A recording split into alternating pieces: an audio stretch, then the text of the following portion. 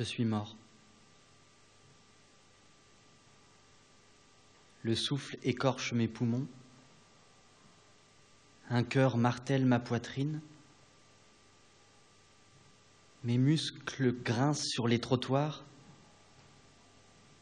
La mécanique s'obstine. N'empêche, je sens bien qu'il n'y a plus rien de vivant à l'intérieur de ma carcasse. Je suis mort il y a quelques jours, un matin blanc, comme tous les autres.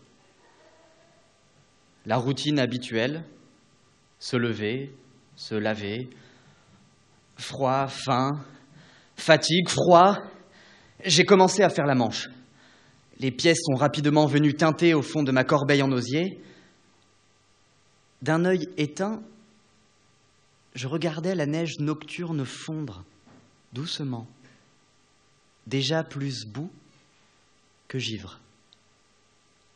Puis, la faim est peu à peu venue tordre mes tripes. Je me suis hissé sur mes jambes, alors le monde a disparu. Mon corps s'est transformé en une multitude de petits papillons. Mes yeux se sont éteints, mon cœur s'est enrayé, mon cerveau m'a quitté, j'ai senti mon crâne se fendre en deux, le noir m'a avalé et je suis mort.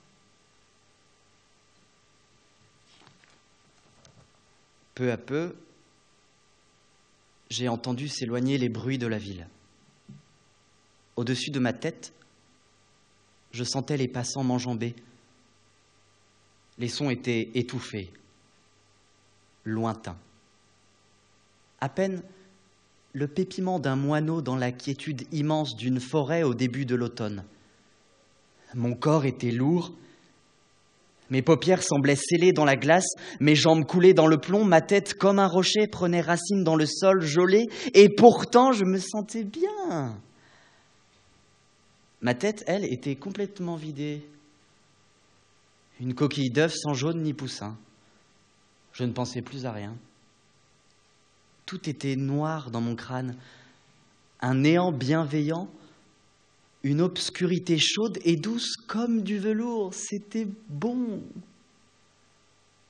Comme un gisant de neige, je laissais doucement la caresse glacée des flocons m'envahir. Je m'enfonçais doucement dans ce brouillard comateux comme dans un sommeil épais. Je tombais dans le noir, tombais dans le vide, je tombais. Et soudain, la douleur. Un éclair a vrillé ma colonne vertébrale. Mes yeux se sont rouverts. Les papillons se sont transformés en des poignards. Des poignées et des poignées de poignards qui s'enfonçaient dans ma peau. J'ai voulu pousser un gémissement de douleur, mais un morceau de lave incandescente s'était coincé dans ma gorge. Je me suis recroquevillé comme un fœtus. J'étais en nage. Mon pantalon était trempé, mon corps entier brûlait, ma respiration était rauque, ma tête tournait comme un mauvais grand 8. Recouvrant mes esprits, je me suis péniblement redressé. À côté de moi, un homme était étalé de tout son long, dans la neige, secoué d'un grondement exaspéré. D'un bond rapide, il s'est emparé de sa serviette de cuir et s'est éloigné en grognant, chassant bien vite de ses pensées le sort de la carcasse gelée sur laquelle il venait de trébucher. Peu à peu, la douleur dans mes bronches s'estompait, quittant mes poumons pour s'infiltrer dans tout le reste de mon corps. Le bout de mes cheveux était givré, mes muscles soudés au trottoir, mon visage complètement paralysé. Mes joues me brûlaient comme si elles avaient pris feu et ma corbeille était vide. Au prix d'un effort colossal, je me suis hissé sur mes jambes filandreuses. J'ai mis quelques minutes avant de retrouver l'équilibre. J'ai titubé jusqu'à un café de l'autre côté de la rue. Je me suis blotti contre le chauffage incandescent. J'ai enroulé mes doigts autour de la tasse fumante que le serveur a déposée devant moi. La chaleur ne revenait pas.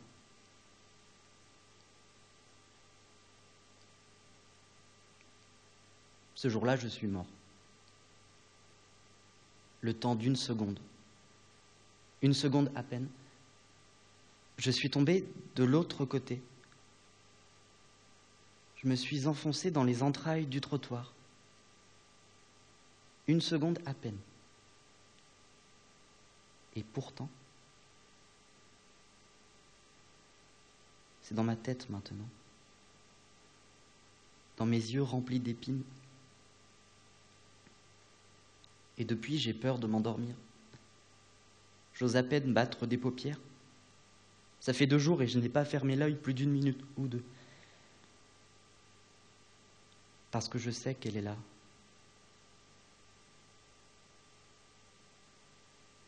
Je sais qu'elle respire. Je sais qu'elle m'attend.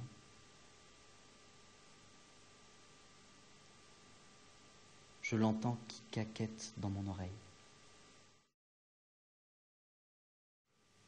Dans l'attente d'une réponse favorable, 24 lettres de motivation, Gilles Marchand, Antidata Édition.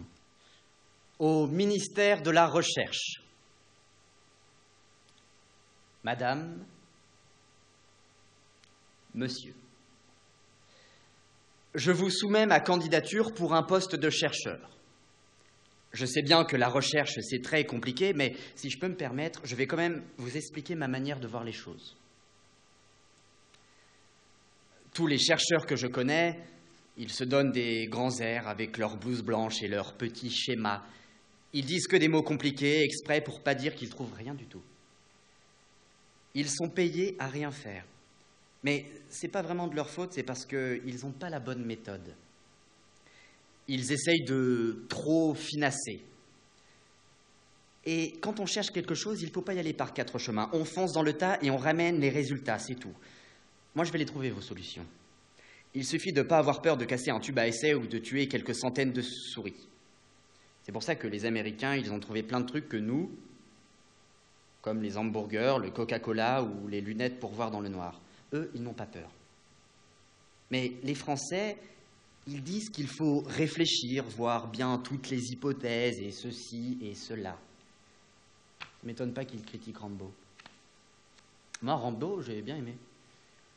Tout le monde dit que c'est rien qu'un film de guerre impossible, que ça ne peut pas exister, un seul homme qui tue tous les Vietnamiens dans la jungle, que c'est une histoire pour faire vendre du pop-corn et du Coca-Cola et qu'on voit tout le temps le drapeau américain. Moi, ça ne me gêne pas. Pas le pop-corn et tout ça, mais le fait qu'ils dézinguent tous les Viettes. Non, j'ai rien contre eux, mais il faut avouer qu'ils les ont pas très bien traités, leurs prisonniers. Après, ils s'étonnent d'avoir des problèmes. Ils sont débiles ou quoi ? Attention, je ne dis pas que tous les Vietnamiens sont débiles, mais au moins ceux qu'on voit dans le film. Surtout dans Rambo 2 et Rambo 3. Parce que autant dans le premier film, ils n'avaient jamais vu, alors ils ne pouvaient pas savoir, mais pour les films d'après, ils auraient quand même pu se méfier. On dit qu'il est super fort, mais c'est pas de sa faute quand même. Il ne va pas faire semblant d'être moins fort pour arranger les Vietnamiens et les critiques de cinéma. Il n'y peut rien s'il n'est pas crédible, Rambo. Il est super puissant des muscles et il a jamais mal. Et quand il a vraiment mal, par exemple, quand il prend une rafale de mitraillette ou qu'il se fait électrocuter sur une machine de torture, après ça, allez pas me dire qu'ils l'ont pas cherché, eh bien, il en fait pas des tonnes. C'est pas un joueur de foot à se rouler par terre et à pleurer après l'arbitre. Quand il souffre, il fait une petite grimace, il perd une goutte de sueur, il se relève et au besoin, il se recoue. Et après, il rend les coups. Il dit un truc du genre « j'arrive ». Mais il dit ça avec une voix où on sent bien qu'il n'arrive pas pour faire la fête ou manger un casse-dalle. Et il arrive, bien armé comme il faut, et là, on est bien content qu'il se venge parce que ça ne se fait pas d'envoyer une rafale de mitraillettes sur quelqu'un qui apporte autant au cinéma. Enfin, tout ça pour dire qu'on a plus de chances de réussir sa recherche si on est armé que si on est habillé avec un habit tout blanc qui se repère à 200 mètres. J'arrive. PS. Je joins à cette lettre un projet de blouse de camouflage pour pas qu'on se fasse piquer par les Viettes tout ce qu'on aura trouvé.